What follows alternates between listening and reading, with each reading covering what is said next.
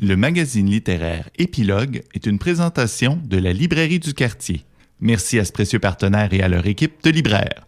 Vos prochaines lectures vous attendent au 1120 Avenue Cartier. Des vieux classiques qui, en plus, sont en lien parce qu'on poursuit en bande dessinée avec le retour pour une deuxième chronique d'Annie Bussière qui a lu « Moi, Cléopâtre, dernière reine d'Égypte ». D'Isabelle de Temps, qui est, je dois l'avouer, 100 fois meilleure, malheureusement, messieurs, que la toune qu'on vient d'entendre.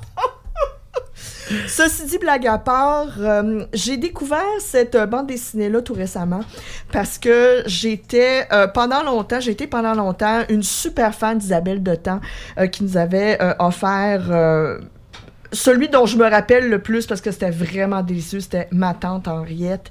Il y a à peu près une vingtaine d'années, elle était beaucoup plus incisive dans ses travaux et dans ses propos.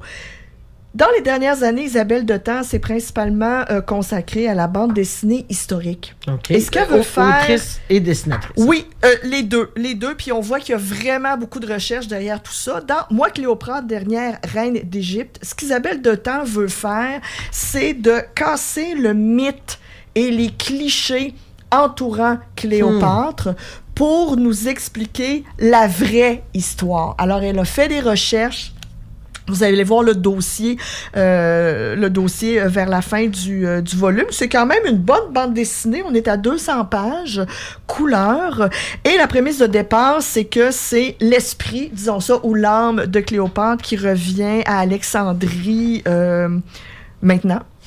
Qui ne reconnaît plus la ville, qui ne reconnaît plus la culture, le pays, et qui s'entretient avec son ami singe pour nous expliquer sa vie parce qu'elle aime pas la façon dont elle est représentée. Donc la Cléopâtre au nez pointu dans un bain de lait, là? Non, c'est pas Astérix et Cléopâtre. Ouais. Non, elle n'avait pas nécessairement le tigre qui dansait, qui chantait à côté d'elle. Ça aurait été le fun, mais c'était pas ça. Alors, puis le gros de l'histoire aussi, Isabelle de Temps, ce qui est intéressant, c'est que non seulement elle défait les clichés, le fameux nez, le fait que, on l'a souvent dit qu'elle était à la solde de Rome, bon, des choses comme ça. Elle nous présente une femme qui comprenait la politique parce qu'elle a régné Cléopâtre. Elle comprenait la politique, elle a joué le jeu politique et elle nous explique aussi comment, malgré le fait qu'elle soit tombée en amour avec Marc-Antoine, c'était vrai, elle s'est servie des Romains pour protéger son peuple et son pays. Et essayer de faire en sorte que l'Égypte se développe. Alors, ce côté-là, super intéressant.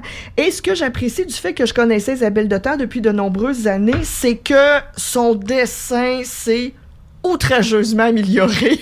Ah oui! Vraiment ça, c'est intéressant beaucoup. Tu l'as vu évoluer. Oui, déjà que c'était très bien au départ, mais tu sais, c'était beaucoup plus esquissé il y a à peu près 20-25 ans, tandis que là, on est dans le dessin beaucoup plus complexe.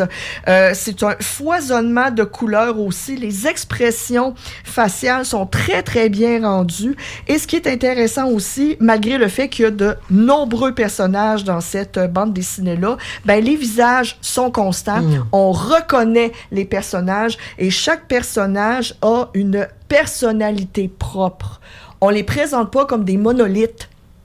Vraiment, on se dit, OK, cette personne-là, elle a cette game-là à jouer, parfait, et c'est constant sur les 200 pages. Je me permets de le mentionner parce que bien souvent, c'est... Oui, je me souviens d'un commentaire récent où tu disais, il y a une confusion dans les Il y a une confusion dans les visages, puis ça devenait très, très, très agaçant à la fin. Alors, donnez-vous la chance, je pense que je vais terminer comme ça, donnez-vous la chance de découvrir la bande dessinée, si c'est peut-être pas, vous pensez, c'est pas pour moi, c'est pas naturel pour moi, une bande dessinée historique, vous apprenez des choses, vous démystifiez l'approche bande dessinée, on en parlait tantôt, le découpage, comment on prépare le storyboard, les bulles, couper l'histoire et tout pour que ça fasse sens. Eh bien, donnez-vous cette permission-là de découvrir la bande dessinée moderne. On est loin de Tintin, on est loin d'Astérix. Vous allez apprendre des choses et quelque part, vous allez vous dire « Wow, Cléopâtre, pardon. » Tout ça à cause d'Isabelle de Temps. Wow. C'est tout nouveau et c'est publié chez Largo. Alors, un regard loin des clichés sur Cléopâtre. Oh que oui! Merci beaucoup, Annie Bussière.